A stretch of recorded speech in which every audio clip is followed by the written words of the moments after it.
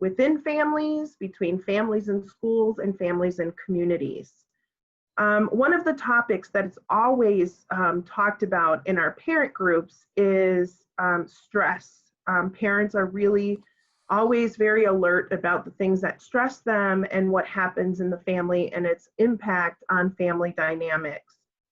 Given our many programs that exist, locally, nationally, and internationally, we thought we would really delve deeper into this conversation around toxic stress. And so we asked a very dear friend of mine as a local expert who is a professor of pediatrics at the Medical College of Wisconsin and serves as a pediatrician at Children's Hospital of Wisconsin, Dr. Marlene Melzer-Lange. Marlene, are you there? Hi. Hi. How are you? I'm good. How are you doing, Toni? I am good. Thank you so much for agreeing to do this with me today. Sure. I think it's going to be a really good discussion. Just to lay it out for everybody that's on the call, we will end exactly at 2:30 on time. We are going to have a few minutes to listen to Marlene kind of talk through some questions that I have. And then I'm going to share a little bit about FAST and how we responded to family stress during this crazy time with COVID. And then we will have a few minutes for questions and answers from all of you who are joining us today. So I'm going to just, Marlene, throw out a few questions and then give you a chance to kind of talk through them in a discussion format. But really, if you could start with kind of describing stress and toxic stress, because they're a little bit different. Sure. So everyone has stress, right? We have the stress when the garage door doesn't open, or we can't get our key to work, or there's something troubling us from at home or at work.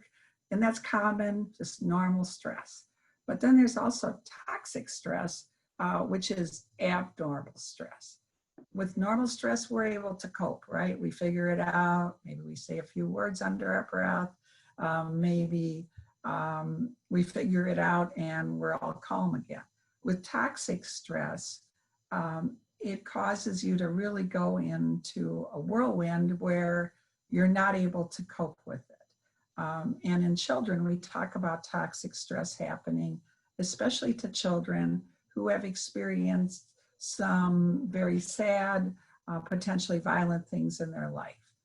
Certainly children who have experienced child abuse, children who have witnessed domestic violence in their home, or separation from a parent for a prolonged period of time. Those are times when a child's brain actually gets rewired so that when it reacts to stress, it has an abnormal response. And so that's kind of the difference between the two. And we worry a lot more as pediatricians. We worry a lot more when children have toxic stress because we know it affects them throughout their lifetime. It might cause them to have high blood pressure or diabetes or obesity, and it may shorten their life actually in the long run because their brain actually gets wired differently and wired differently over a long period of time. So then I can only imagine, given the added stress of the COVID pandemic, what that has changed in terms of family dynamics and giving families added stress given financial concerns, unemployment, or other things. What would be some of the signs and symptoms that one would experience either as an adult or a child? What are some of the things that families should be looking for to help them identify when they should be seeking help? Sure. So if a child or an adult is very sullen or withdrawn, where they aren't talking to people, or they're just laying on the couch and not doing their usual play, that would definitely be a problem. For an adult, if they're not interacting with other people, which right now for COVID, it is really hard for some families where there may be a single parent and they may be the only adult that's quarantined with their children. how do they get some adult interaction? And so those folks may be fairly withdrawn. That would be one incident. The other one in children can be changes in their bowel and bladder habits. So a child that was potty trained and then regresses and is now wetting himself or herself, wetting the bed more than they used to, that would be another sign. Poor appetite or just lack of being able to sleep would be another sign, of waking up in the middle of the night with nightmares, which are common for kids, but if it's different for the child compared to before, those would be signs that the family should seek help. Wonderful. What are some kind of, I know I'm a mom and I am somewhat intellectual, somewhat have strategies and friends and ways to cope.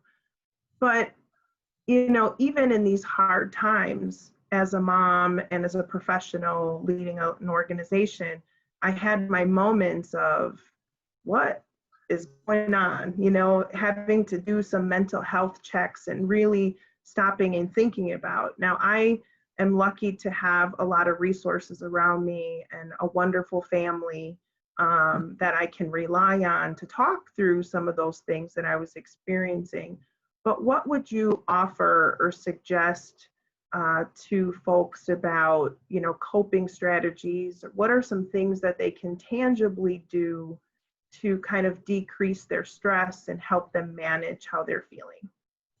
For most people, having a regular waking up time and going to bed time is really important, and having a schedule throughout your day so that you can anticipate what I'm going to do next. So, when I'm going to eat lunch, when I'm going to have supper, am I going to read to my children for a period of time?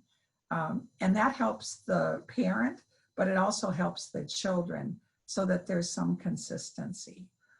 I think the other thing that helps a lot is to have another adult that you can confide in. And it may be brother, sister, might be a very good friend, might be a coworker, someone that that you can talk to that will listen to you and maybe give you some good advice. But I do want to emphasize that reading to children is very calming for the kids, and they love it. And it's also very calming for the grown-ups, when your children snuggle next to you and kind of get close, and you're into this book that might have beautiful pictures, and it allows you to go somewhere else for a little while, maybe even 5 minutes, but just doing that relaxes everybody. And so I really encourage people to think about books that they can read. And I know many of the people on the call are probably people who are helping families that are struggling. And so if there's a way to get books for families, I think that's a great, and modeling how to read the book, I think that helps a lot. Wonderful. That flows right into some of the things that we do at Families and Schools Together in our FAST program. We have activities that are repeated on a weekly basis that we do with families in our traditional program. In our early childhood program, reading is an essential part of the early childhood program. In our other programs, it might be different activities that engage the parent and child relationship in helping understand when the parents in when the parents in charge or when the child is leading an activity. And that helps really build some strong relationships. During COVID, it certainly impacted the way in which Families and Schools Together could provide programming. We're a very relationship-based program, and we huddle together in groups of 8 to 10 families at different schools and community sites. And so you could have anywhere from 60 to 100 people, which was not feasible during COVID with the shutdown of schools and different things happening in the community. And so we really had to quickly change operations and do things virtually, which was very different for our team and very different for our program.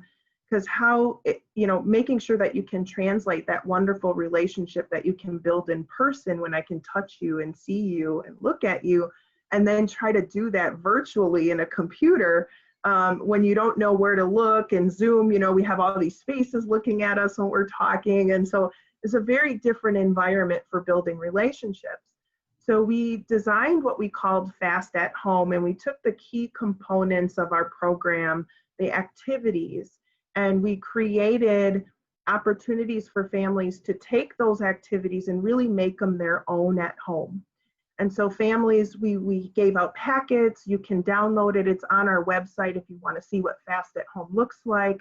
You can download that resource and use it for your families in any setting. But it really takes the components of FAST and allows families to improvise at home using whatever they have to really just create opportunities to build relationships, which is what FAST does. And it was amazing because while the activities were good to engage the children and the families, our teams were also engaging the parents, just doing check-ins like, how's it going?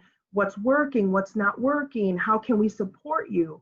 And from all of the feedback that we received, the check-ins with the parents, whether that was 5 minutes or 10 minutes, just by a quick phone call or a check-in on a Zoom, really is what parents said was most impactful. That another adult was checking on them, even though they were doing these activities with their children, which were great, but having that other adult just check in and say, hey, how you doing? How can I help you? You know, how can I support you? What's going on? And just listening was the most impactful for families. And so I just think it's so important to stress that, you know, just being able to have an outlet of just an individual just willing to listen, how important that is still in this very, you know, not so human experience, to really still have that human connection is so, so important, especially during these isolation times.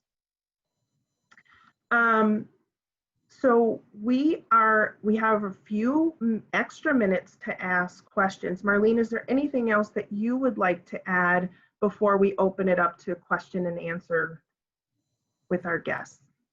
I love what FAST is doing. I think it's great that you managed to go from in person to online, and I hope the folks on the call take advantage of your resources because they're really cool. Thank you. Thanks for inviting me. Absolutely, thank you. So with that, if you want to submit some questions through the chat, one of our staff will help facilitate those questions to us. And I'm just looking. Any questions that you have for Marlene as a pediatrician or for myself with FAST?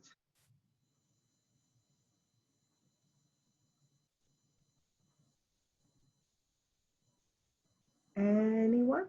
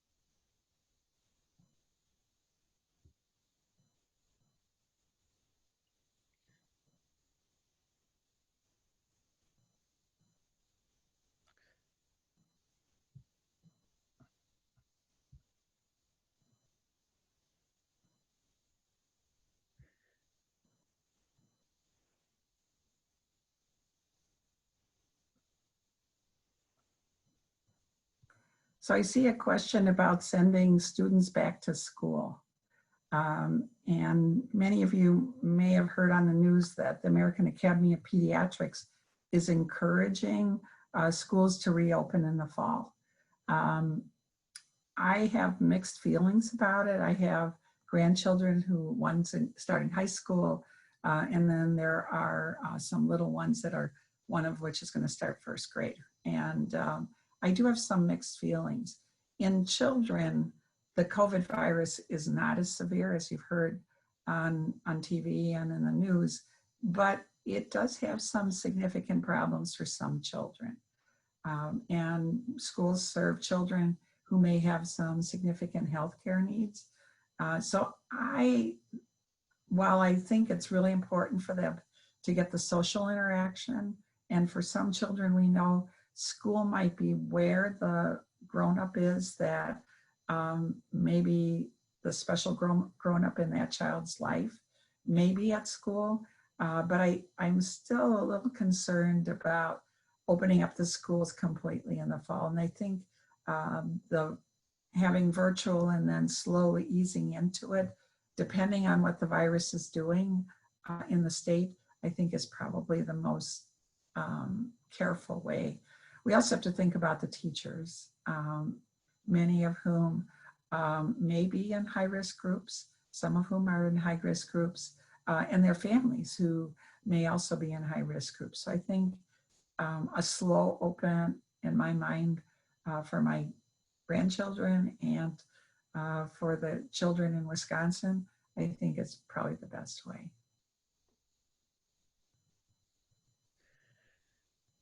So it looks like we lost Toni for a little bit. Hopefully she'll be back soon. But Marlene, in the meantime, we have a question. What advice would you give to working parents who are essential workers and are concerned about exposure, as well as how the stress could affect the home as a whole? Any advice to support parent engagement? Sure. So I think a lot of the essential workers, I know many of the folks I work with have tapped into the grandparents. And actually, as a grandparent, I've been tapped into. My daughter and her husband are actually in Massachusetts working full time, and my husband and I are watching the grandchildren. So having a family member that is trusted is probably the best option. But I think for families who don't have that option, then a lot of hand washing when you get home, or before you even come into your home, a little hand sanitizer in the car on the way home not spreading it is a good idea. And then using good techniques at work, with masks and hand washing. Now the stress part is a little bit tougher. And I think, like we were talking about before, having someone that you can talk to about your stress is really important. I know for my family,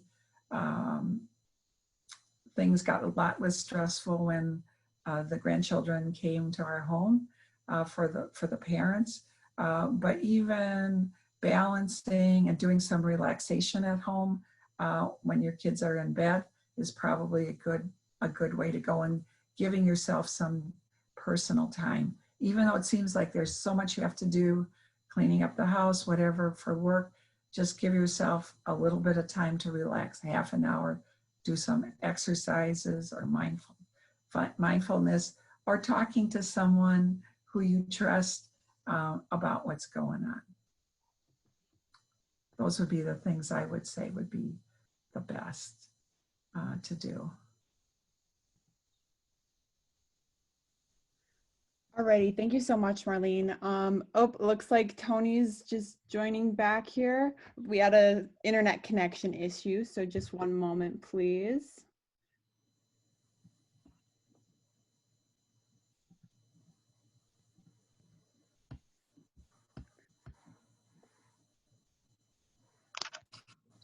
Hello, can you hear me? Yep. Welcome back. Oh, I'm so sorry. I'm now calling in from my phone because the internet here went totally off, shut down the computers and everything in the office. I have no idea why, but it's what happens with technology. So I am back. I'm sorry to interrupt. I don't know where you left off. Yep, so Marlene was just answering some really good questions about essential workers and stress in the home. But we can move on to some, we have a couple fast specific questions, Toni, that maybe you might be able to answer. So one question here is, what, let's see. Has any community done a fast cycle virtually? If so, what did that look like? A full traditional FAST program virtually that I'm aware of has not happened. Given that a lot of cycles were already underway in the spring, a lot of programs and providers just improvised and did the FAST at home. We are working right now with our team to try to create an outline of what FAST online virtually would look like. So look for some more details from our team as we solidify and then share that out with our providers.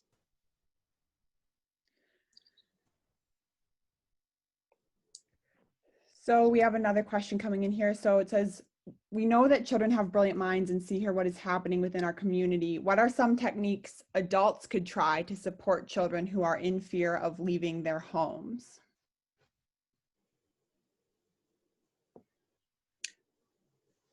Marlene, do you want to answer that?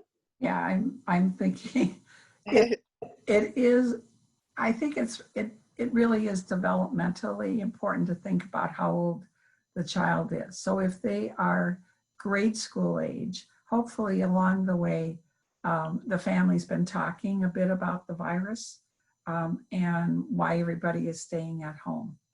And then talking a little bit about the practical things you can do, like hand washing and wearing masks and how that does protect you.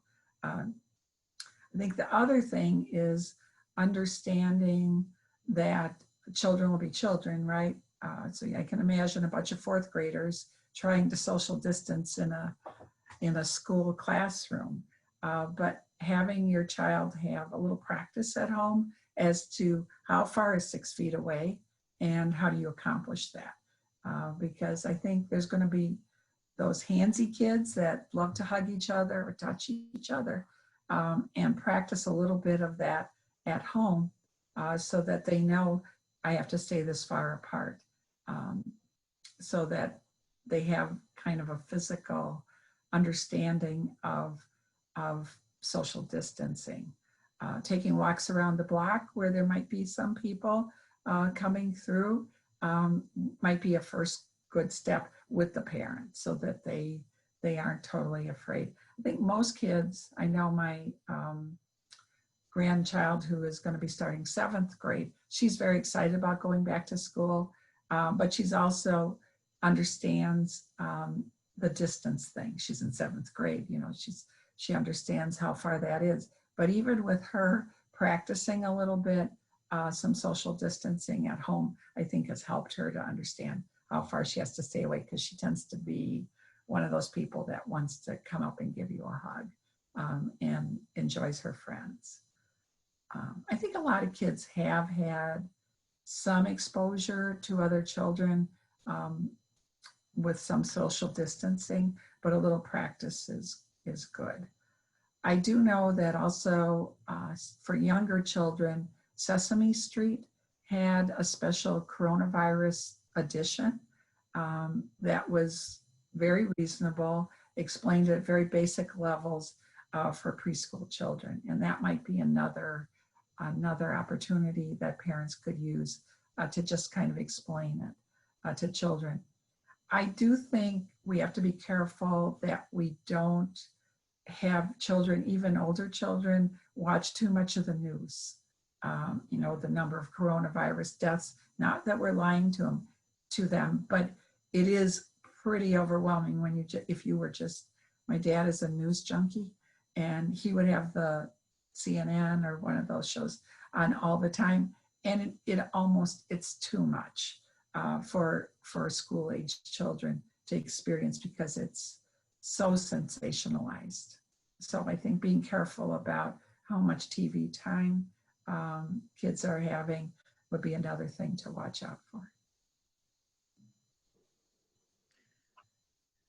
So do either of you have any suggestions or recommendations for schools who have decided to reopen in a virtual setting, especially for early childhood parents or educators?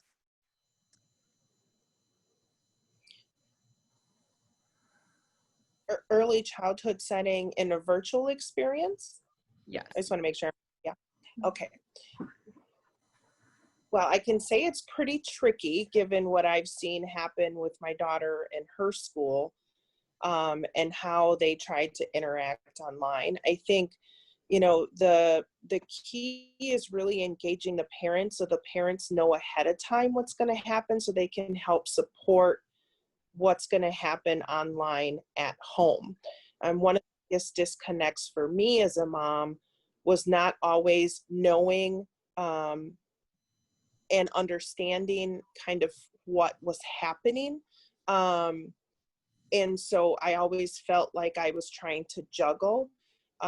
In the instances where the teacher was more clear about what was about to happen, the book that was going to be read, the kind of learning targets, it was easier for me as a mom to help support her learning. I think the other thing that helps with especially the younger children, 3, 4, 5-year-olds, is to keep it the virtual interaction relatively short, less than a half an hour, with not very many children, maybe 3 or 4 max. Because if you have more children, they don't have the opportunity to interact, and then you just lose them. They start playing with the buttons on the computer, and they go to another world. So short virtual experiences with limited number of children. It's hard to do. Absolutely. Well, we just have a few minutes left, and I want to thank Marlene for her time and joining us, and I apologize for our technical difficulties here from our FAST office. And just wanted to say thank you all for attending and having this conversation with us. Just, want to remind you that, research does indicate that supportive and responsive relationships can really help prevent and reverse effects of toxic stress, and that it's important for you to remind yourself that it's okay to not be okay all the time. But to take a step back and always look for who your confidant can be, who's that person you can go to and help talk through some of the ways that you're feeling. The FAST program itself really focuses on nurturing those relationships between families and schools, and families and communities. And so if there's some way that FAST can help you in what you're doing, we would love to talk to you about that. And I look forward to talking to all of you in future sessions and one-on-one. Thank you so much. Thank you. Thank you.